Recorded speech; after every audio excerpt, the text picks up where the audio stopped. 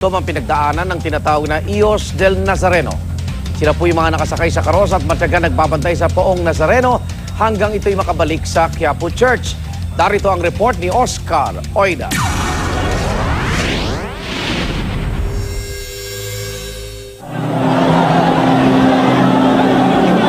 Ios del Nazareno kung sila'y tawagin, pero mas sikat sila sa bansag na mamamasan. Ang mga tagapagtanggol ng Nuestro Padre Jesus Nazareno sa araw ng kanyang kapistahan. Sa may taas ng karosa ng imahen mo sila, karaniwang makikita.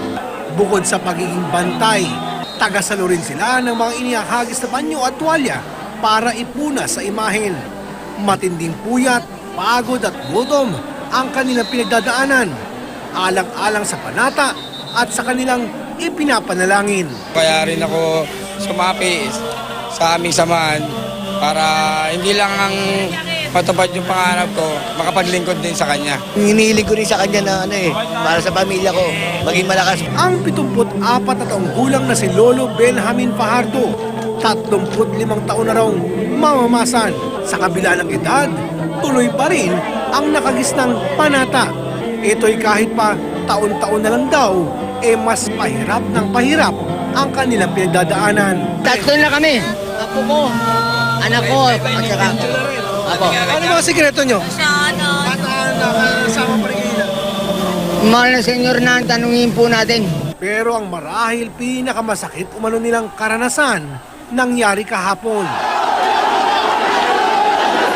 Nang tumagilid ang imahen, paumpisa pa lang ang traslasyon. Ang ilan nga sa kanila, napaiyak pa. Nabasag yung naka-assign na magbubuhat na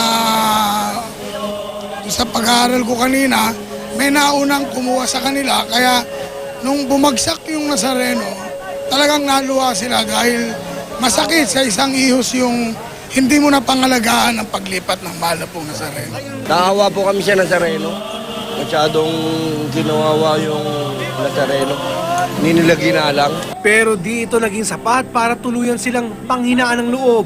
Sa halip, naging matatag sila sa buong traslasyon. At matapos ang halos 19 na oras, ang gutom, sakit ng katawan at matinding pagod, animoy naglaho nang muling maisakatuparan ang kanilang panata.